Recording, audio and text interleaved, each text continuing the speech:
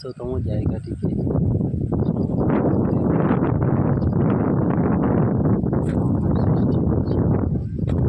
পাহাড় সৃষ্টি হয়েছে পাহাড় থেকে তিন তিন করে জল বয়ে চলেছে এই সংকীর্ণ জায়গাটার মধ্যে দিয়ে। জলের কালার হচ্ছে খুবই ব্লু। এইভাবে ওই শম্ভুধারার দিকে আর একটু গভীর দিকে এগিয়ে যাচ্ছে। আমার বন্ধু অনেকটা আগে চলে গেছে।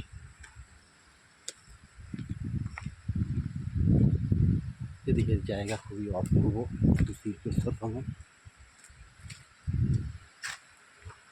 ওই যে জলের ধারাটা বয়ে চলেছে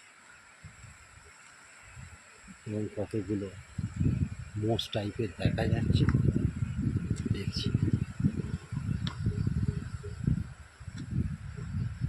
এই হচ্ছে সাত বিন্দ পর্বতের ওপরের থেকে একটা ছবি তোলা। আরও যাই কাছাকাছি দেখাই কীভাবে জলের ফ্লোগুলো নেমে আসছে। এই প্রাকৃতিক জল এখন পাহাড়ের নিচু জায়গায় এটিকে এইভাবে নদীটা বয়ে যাচ্ছে। আমি আরও একটু গভীরের দিকে যাচ্ছি। এখানে মোষগুলোর গলায় ঘন্টা বাঁধানো আছে, ঢং ঢং ঢং ঢং করে যাচ্ছে। আর ঠিক এই দিকটা করে জলটা বয়ে যাচ্ছে।